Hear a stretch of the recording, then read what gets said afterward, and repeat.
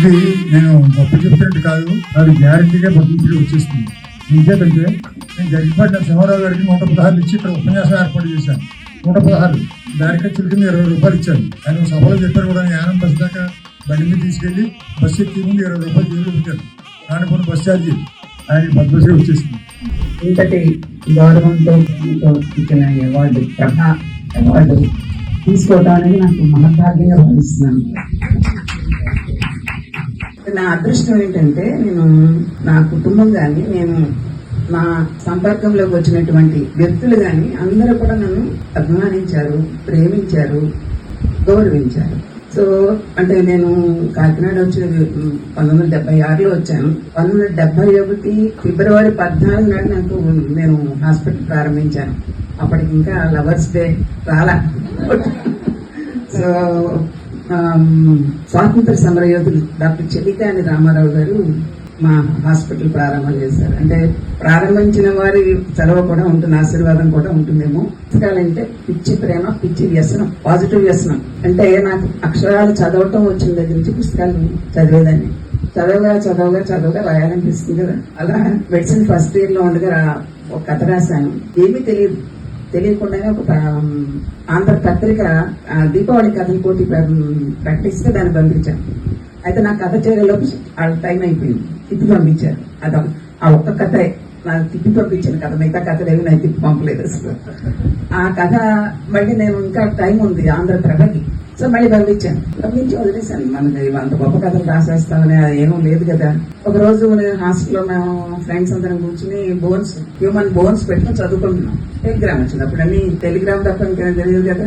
దానిలో నా కథ ప్రత్యేక బహుమతి పొందిందని చెప్పి ప్రకటించి తర్వాత నా ఫోటోతో నా కథని దానిలో ప్రచురించినప్పుడు, అప్పుడు మీకు గుర్తుందో లేదు, పెద్దవాళ్ళందరూ గుర్తుంటుంది, పునేగా మరికొడందో అని సెంట్ ఉండేది.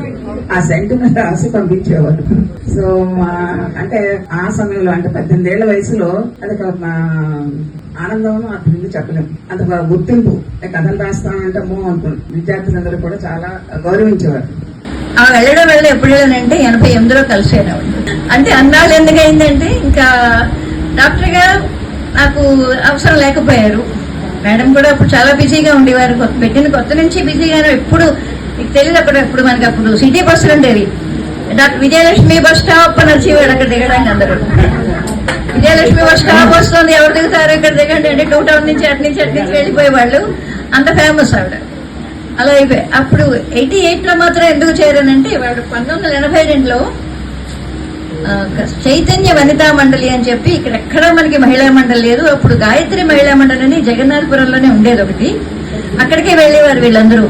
ఇంతమంది ఉన్నాయి చుట్టుపక్కల, మనందరూ ఎందుకు పెట్టుకోకూడదు అనుకుని వీళ్ళు పెట్టారు. అది 1982 దసరా విజయదశమి నాడు ఓపెన్ చేశారు. అది మా ఫ్రెండ్ ఉండేది నేత్రగంటి విజయలక్ష్మి అని. తను పేరెంటాలకి అది అన్నిటికి వెళ్తుంటే, భానుమతి ఇందులో మా దాంట్లో చేరు, కొత్త మహిళా మండలి పెట్టుకున్నాము, యంగ్స్టర్స్ అందరూ ఉండాలి, రా నువ్వు అంటే. తను చిన్నదే, నేను చిన్నవాళ్ళని ఎప్పుడు అంటే. కానీ అబ్బాయి లేదు చేరాలంటే చూస్తాను లేదు, మరి రోజు రమ్మంటేను అప్పుడప్పుడు రమ్మంటే తప్ప నేను రోజు రమ్మంటే రాలేను అంటే. ఏం కాదు నువ్వు చేరు అన్నాను. చేరలేదు.